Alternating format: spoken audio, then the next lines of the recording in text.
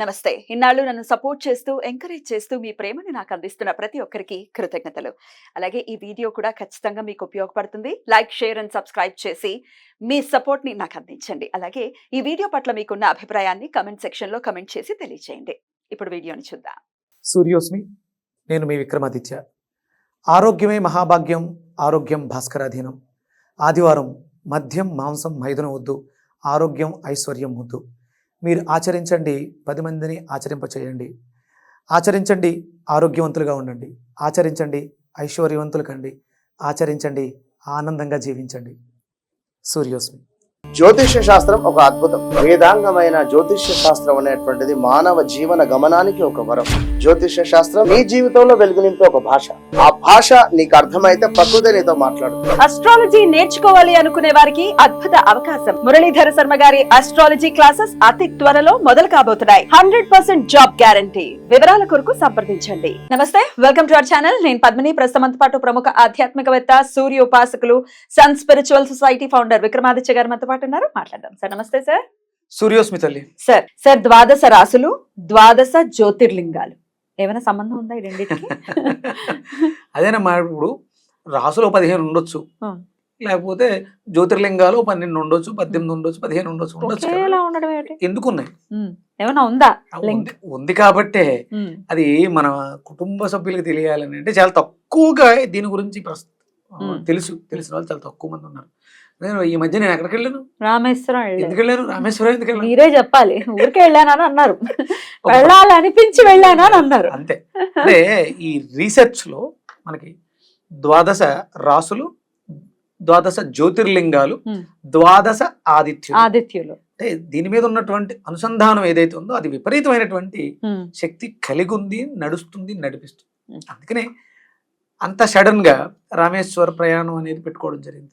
తెలిసిన వెంటనే ఇమీడియట్ గా, అంటే అంత ఈజీ కాదు రామేశ్వరం. అంత ఈజీ ఏం కాదు. నేను కాశీ ఇలా అనుకుంటే అలా వెళ్ళిపోయేవాడిని. నేను వెళ్తున్నానమ్మా.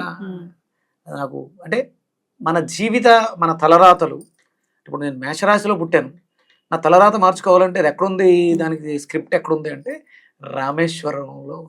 ఈశ్వరుడు పాదాల చెంతనుందా? రామతీర్థం. అంతే అంతే. ఆయన చెంతనే ఉంది. ఆ ఈశ్వరుడే సృష్టి స్థితి లయకారకుడు అయినటువంటి ఆయన చేతిలోనే ఉంది. అంటే ఏమిటి మేషరాశి వాళ్ళు రామేశ్వరం వెళ్ళాలి. ఇప్పుడు చూడండి, ఒక ఆలోచించండి. మనకు అష్టాదశ శక్తి పెట్టారు, ద్వాదశ జ్యోతిర్లింగాలు. అంటే శివాలయాలు మనకి చాలా ఉన్నాయి, కానీ ఈ 12 జ్యోతిర్లింగాలుగా. అంటే జ్యోతి అంటే ఏంటి? మళ్ళీ వెలుగు, జ్ఞానం, జ్యోతి. మనకి అంటే జ్యోతిష్యం మీకు ఏం చూపిస్తుంది అంటే దారిని చూపిస్తుంది, దారిని అద్భుతంగా చూపిస్తుంది.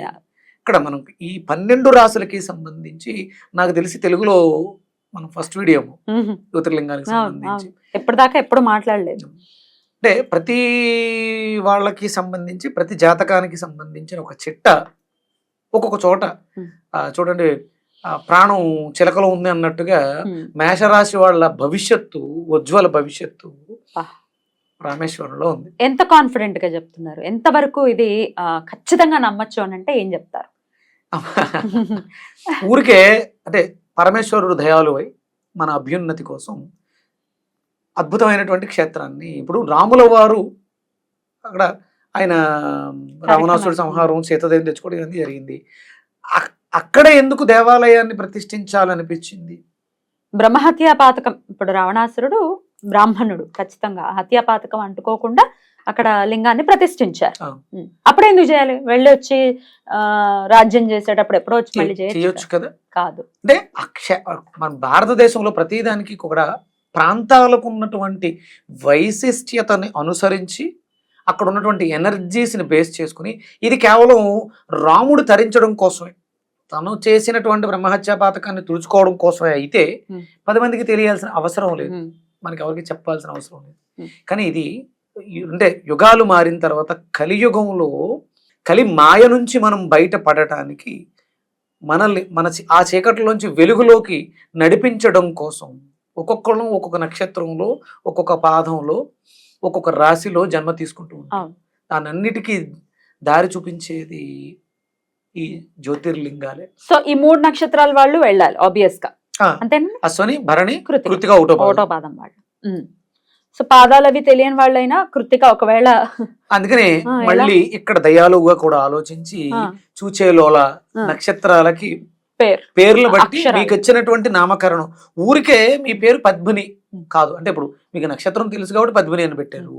ఆ సమయానికి అక్కడ ఉన్న వాళ్ళలో ఆ స్ఫురణ పెద్దవాళ్ళలో, అంటే పూర్వం రోజుల్లో ఈ రాసుకోవటాలు అవి తెలియదు, రాసుకునేవారు కాదు. ఎవరో వస్తారు ఆ సమయానికి ఉన్నటువంటి గ్రహస్థితిని అనుసరించి ఈ పేరు ఈ వీళ్ళకి పెడితే అది గుర్తుగా ఉంటుంది అని పెట్టడం కూడా జరిగింది. ఉమ్. అంటే భగవంతుడి సూచనే ఉమ్. మనకు పెట్టే ప్రతి పేరు.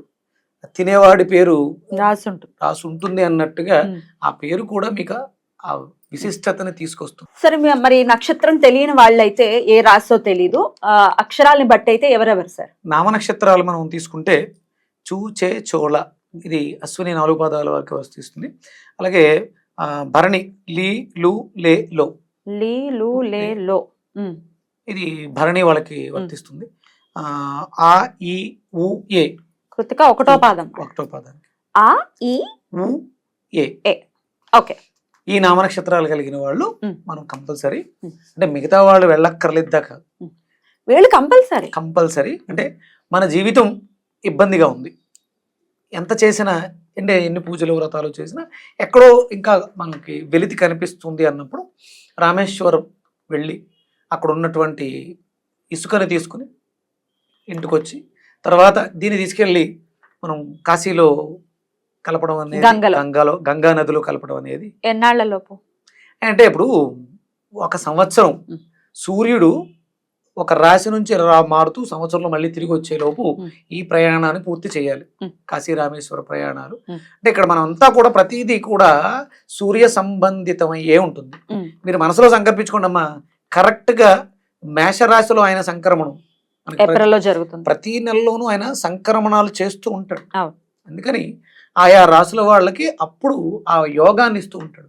ఆయన మేషంలో ఉచ్చ స్థితిలో ఉంటాడు రవి. నేను చాలా గర్వంగా చెప్తాను, నేను చాలా మంది జాతకాలు చూశాను, విపరీతమైనటువంటి ఉచ్చ స్థితి.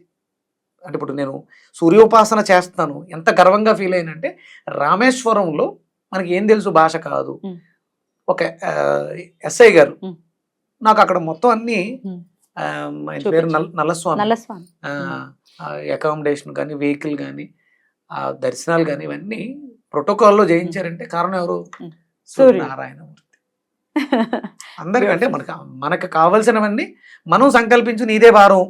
సో కష్టాలున్నాయి, ఈ కష్టమా ఆ కష్టమా ఇవన్నీ వదిలేసేయండి. ఒక్కసారి మేషరాశి వారు ఖచ్చితంగా, అలాగే నామ నక్షత్రాలు అక్షరాలకు సంబంధించి కూడా చెప్పారు కాబట్టి ఖచ్చితంగా వెళ్ళి తీరండి అని చెప్తున్నారు. మేష రాశి, మేష లగ్నం ఇంకా పవర్ఫుల్. లగ్నం ఇంకా పవర్ఫుల్, ఎందుకంటే తనువు శరీరము ఇవన్నీ కూడా దాంట్లో వస్తాయి, మనసుకు సంబంధించి అక్యురేట్ గా. ఇంకా అంటే మరి వృషభ రాశి వాళ్ళు వెళ్ళొద్దా అంటే వెళ్ళాలి. ఎందుకు వెళ్ళాలి అంటే వృషభానికి మేషం ఏమవుతుంది, వ్యయస్థానం అవుతుంది. వ్యయం మనకి మోక్షం. ఇంకా జాలి జీవితం అనుకున్నా ఖచ్చితంగా వెళ్ళాలి. అంటే ఇప్పుడు ఈ దుర్భరమైనటువంటి జీవితాలు వద్దు అనుకున్నప్పుడు అందుకని వేయాలి. అలాంటి మరి మిథున వాళ్ళకి అక్కర్లేదా? మేషం ఏమవుతుంది, లాభం. అందరూ బాగా లాక్ చేశారు. అంటే శాస్త్రం చెప్పిందమ్మా. కరెక్ట్. ఇప్పుడు అంటే 12 జ్యోతిర్లింగాల్ని మన తనువు, మన శ్వాస ఆగిపోయే లోపు చూడగలిగితే, చూస్తే ఈ జీవితానికి, ఈ జన్మకి సార్థకత ఏర్పడుతుంది. ఊరికే ఆ పరమేశ్వరుడు మన కోసం అక్కడ రూపాన్ని తీసుకోలేదు. అది ఎంత విచిత్రంగా ఉంటుంది. ఆయన వాయువేగడు కదా హనుమంతుల వారు. రాముల వారు పంపించారు, ఇది హిమాలయాల నుంచి ఒక అద్భుతమైనటువంటి శిల్పాన్ని తీసుకొచ్చి అక్కడ శివలింగాన్ని ప్రతిష్ఠించాలని. ఆయన సమయం లేట్ అయిపోవడం ఏంటి, ఆయనకి లేట్ అయిందా? ఆంజనేయ స్వామి వారు రావట్లేదని సీతాదేవి అక్కడ ఉన్నటువంటి ఇసుకతోటి సైకత లింగాన్ని తయారు చేసి పెట్టేసింది. అదేంటి, ఒక పెద్ద లింగాన్ని పెట్టాలి అనుకున్నప్పుడు ఆయన వాయువేగం కదా. అసలు సంజీవిని ఇలా వెళ్ళి అలా తీసుకొని వచ్చారు కదా. అలా తెచ్చిన వాడికి ఇదెందుకు లేట్ అయింది అంటే ఇక్కడ భగవంతుడి యొక్క సంకల్పం ఎంత గొప్పది. మనం ఇసుకని తీసుకుంటున్నాం, అక్కడ ఆ ఇసుకని తీసుకొచ్చి గంగా నదిలో కలుపుతున్నాం. ఇక్కడ గంగను పట్టుకెళ్ళి అక్కడ స్వామి వారికి అభిషేకం. వాటింటికి ఏంటి సంబంధం, అద్భుతమైనటువంటి సంబంధం. మీకు జాతక దోషాల్లో అంటే మనం ఇంకొక ఎపిసోడ్లో మాట్లాడదాం. కాశీలో మనం చూడని ఇంకొక దేవాలయం ఉంది, అక్కడికి వెళ్ళాలి. నెక్స్ట్ ఎపిసోడ్ లో అయితే నెక్స్ట్ ఎపిసోడ్ లో చూడొచ్చు. తప్పకుండా. అయితే మేషరాశి గురించి చెప్పారు, మరి వృషభ రాశి గురించి ఇంకా మనం అన్ని రాసుల గురించి ఒక్కొక్క రాశి గురించి సెపరేట్ గా చెప్తారా? ఇక్కడే చెప్పేస్తా. మరి మంత్రం చెప్పాలిగా. మంత్రం కూడా ఉంటుందా? చెప్పండి సార్. డెఫినెట్లీ చెప్పండి. అంటే ఒకవేళ మనకి వెళ్ళడానికి అవ్వలేదు, ఇబ్బందులుగా ఉంది, ఆ స్వామిని మనం అంటే ఇప్పటికిప్పుడు వెళ్ళడానికి లేదు, కొన్నాళ్ళు పోయిన తర్వాత అనుగ్రహం ఆ మంత్రాన్ని ఉచ్చరించడం ద్వారా మనం మన ప్రతి అంటే సాధారణంగా శివాలయం లేని గ్రామం ఉండదు ఉండదు ఉండదు ఒకవేళ అలా లేదు అంటే అక్కడ ఉన్నవాళ్ళు అంటే స్వామి ఏం చెప్పారంటే ఆ ఊర్లో భుజించడం కూడా పాపం అన్నారు. 100%. అందుకని ఏంటంటే ప్రతి ఊర్లో శివాలయం ఉంటుంది, ఆ శివాలయంలో కూర్చుని స్వామి నీ దర్శనం చేసుకోవడానికి రామేశ్వరం రాలేకపోతున్నాను, అనుగ్రహాన్ని ఇవ్వు అని చెప్పేసి ఈ మంత్రాన్ని ఉచ్చరించడం ద్వారా, ఈ మంత్రాన్ని చదువుకోవడం ద్వారా వాళ్ళకి ఆ యోగ్యత అద్భుతంగా కలిగి సమస్యలు తీరి అద్భుతమైనటువంటి స్వామి దర్శనం చేసుకోవడానికి వెళ్ళడానికి యోగ్యత ఏర్పడుతుంది. ఏమిటా మంత్రం అయితే? ఇది అంటే మేషరాశికి బాధకుడు శనేశ్వర్ల వారు అవుతున్నారు 11వ ఇంట్లో. అందుకని మనకి చూడండి ఒక చిన్న సామెత నానుడిగా ఉంటుంది, రామేశ్వరం వెళ్ళిన శనేశ్వరం వదలలేదు అంటే అక్కడికి వెళ్తే వదులుతుంది, వదలలేదు అంటే గట్టిగా పట్టుకుంది, ఇంకా ఏదో మనం చేసినటువంటి పాపం ఎక్కువ ఉంది. అందుకని ఆ దోషాన్ని తొలగించుకోవడానికి ఈ నామస్మరణాన్ని చేస్తూ అక్కడ కాశీలో నాకు స్వామి అంటే ఎక్కువ కాశీ వెళ్ళి రామేశ్వరం వెళ్ళి ఆ 21 బావిల్లోనూ స్నానం ఆచరించి నిష్టతో నియమంతో భక్తితో శరణు వేడితే తీరని కష్టం అంటూ ఉండదమ్మా. అంటే కోరికలు లేని స్థితికి వెళ్ళిపోవాలి మనం, అప్పుడే అద్భుతమైనటువంటి యోగ్యత కలుగుతుంది మనకి. మంత్రం చెప్తానమ్మా. రామేశ్వర తీర్థయాత్ర సుత్రామపర్ణి జరరాశి యోగే నిబధ్య సైతం విషైకర సంఖ్యే శ్రీరామచంద్రేన సమర్పితం త రామేశ్వరాఖ్యం నియతం నమామి. ఈ మంత్రాన్ని డిస్క్రిప్షన్ లో ఇవ్వండి, ప్లే అవుతోంది ఆల్రెడీ. సో ఖచ్చితంగా ఈ నామాన్ని శివాలయంలో కూర్చుని ఎన్నిసార్లు చేయమంటారు? 18 సార్లు ఆ స్వామి వారికి. మీకు ఇది అద్భుతమైనటువంటి సమయం ఏంటంటే ఆదివారం. హిందువు భారతదేశంలో ఉన్నాం, హిందువు అనే వాళ్ళందరూ కూడా ఆదివారాలు ఎక్కడ ఉండాలమ్మా? శివాలయంలో ఉండాలి. ఎందుకంటే మనకి సూర్యనారాయణమూర్తి ఆలయాలు చాలా తక్కువగా ఉన్నాయి, అక్కడ అందరం అరసవెల్లి వెళ్ళలేము. అందరం ఇప్పుడు మనకి చిక్కవరంలో ప్రతి ఆదివారం అన్నదానం జరుగుతుంది, మొదలు పెట్టారు, మొన్న మాఘమాసంలో మొదలు పెట్టారు.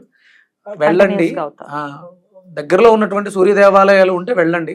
అక్కడ స్వయంభూ హనుమంతుల వారు ఉన్నారు, వల్లభ గణపతి ఉన్నారు, అలాగే మనకి కడపలో కూడా ఉంది. ఎక్కడ సూర్యనారాయణమూర్తి దేవాలయాలు లేకపోతే ఆ పరమేశ్వరుడే మన కోసం జ్యోతిష్వరూపుడై జ్యోతిర్లింగ దర్శనాన్ని ఇస్తున్నారు. ఇంకెంతకన్నా అద్భుతం ఇంకేముంటుంది? ఖచ్చితంగా ఈ నామాన్ని చేసుకుంటూ అనుగ్రహాన్ని పొంది, ఒకవేళ వెళ్ళలేని వాళ్ళ కోసం కూడా నామాన్ని చెప్పారు కాబట్టి ఇమీడియట్ గా వెళ్ళగలిగే పరిస్థితి ఉంది అంటే తొందరగా ఎంత వీలైతే అంత తొందరగా వెళ్ళి ఆ ఈశ్వరుడి యొక్క అనుగ్రహాన్ని పరిపూర్ణంగా మేషరాశి వాళ్ళు పొందాలి అని మనం ఏ నక్షత్రాల వాళ్ళు, ఏ పాదాల వాళ్ళు ఉంటారు, ఏంటి, ఇవన్నీ కూడా నెక్స్ట్ ఎపిసోడ్స్ లో మాట్లాడుకుందాం అన్ని రాశుల గురించి. థ్యాంక్ యూ సార్, నమస్తే. సూర్యస్మిత.